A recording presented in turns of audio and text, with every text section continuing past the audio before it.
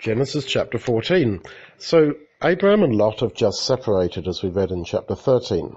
And it happened in the days of Amraphel, king of Shinar, Arioch, king of Eliezer, Kedorlaomer, king of Elam, and Tidal, king of Goyim, that they made war with Bera, king of Sodom, and with Birsha, king of Gomorrah, Shinab, king of Admah, and Shemeba, king of Zeboim, and the king of Bela. So, Sodom, of course, is where Lot has just gone to live. And now the king of Sodom, with a group of friends of his, is fighting with another group of kings. And all these kings join together in the valley of Siddim, which is the Salt Sea. 12 years they served Kedorlaomer, and in the 13th year they rebelled. So you see, Lot thought that it was going to be great living in Sodom, but actually they ended up having to be in servitude, in serving this other king. In the 14th year, Kedorlaomer came, and the kings who were with him, and struck the Rephaim, and the Zuzim, and the Emim, and the Horites. And they returned, and struck all the country of the Amalekites and the Amorites. The king of Sodom, and the king of Gomorrah, and the king of Admah, the king of Zeboim, and the king of Bela went out. And they fought against them in the valley of Siddim, against this Kedorlaomer, and all the kings that were with him. Now the valley of Siddim was full of tar pits, and the kings of Sodom and Gomorrah fled, and they fell there. And those who remained fled to the hills.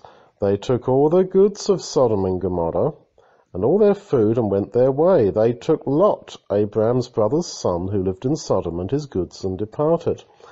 So all the wealth of Sodom that Lot obviously liked, and that we know later his wife liked, all that was taken away, and Lot was also taken away. Now, Abraham could have thought, well, Lot, you chose to go and live there just because it was all more wealthy and you wanted the nice life, and you put material things before spiritual things.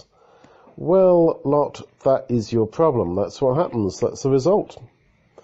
But he showed grace, as we should. We should never think, well, you dug a pit and you fell into it.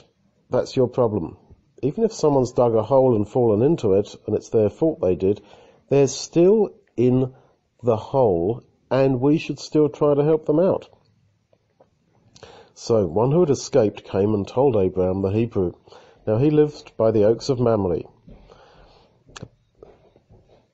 When Abraham heard that his relative Lot was taken captive, he led out his trained men, born in his house, 318 men, and chased them as far as Dan. He divided himself against them by night, he and his servants, and struck them and chased them to Hobah, which is near Damascus. And he brought back all the goods, and he brought back his relative Lot, and his goods, and the women also, and the people. The king of Sodom went out to meet Abraham after his return from the slaughter of Kedorlaomer and the kings who were with him, at the valley of Shaveh, that is the king's valley. Melchizedek, king of Salem, that is Jerusalem, brought out bread and wine, and he was priest of God Most High.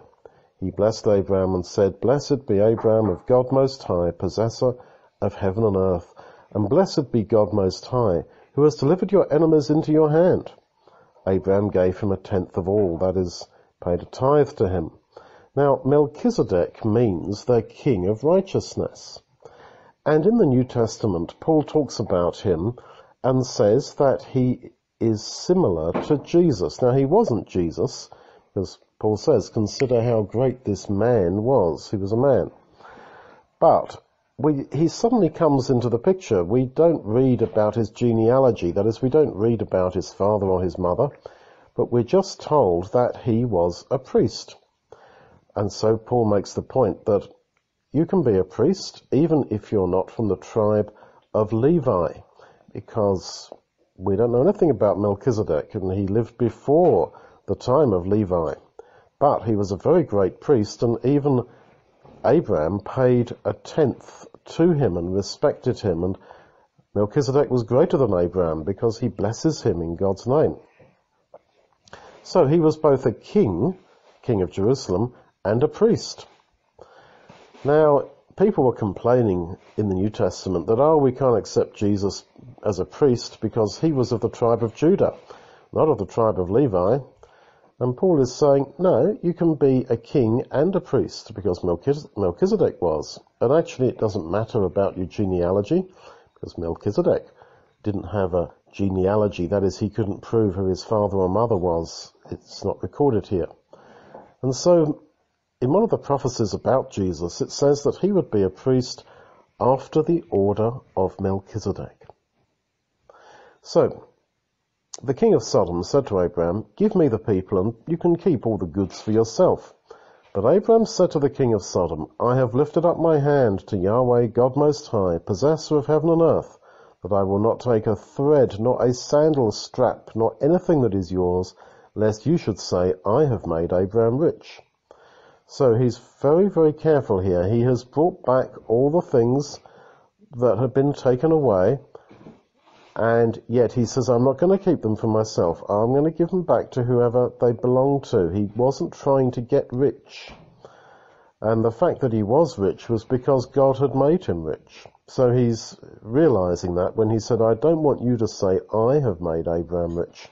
He wants all the glory to go to God. I will accept nothing except that which the young men have eaten, and the portion of the men who went with me, Aner, Eshcol, and Mamre, let them take their portion. So from the behavior of this faithful man all these generations ago, this is the message for us, that we also should love our brother even when we might consider him to be spiritually lost, like he would have thought Lot was, and to still stand up for him and to still try and save him, and always to give glory to God and not to seek wealth for ourselves, but to really trust that God will provide, because he really will, as he did for Abraham.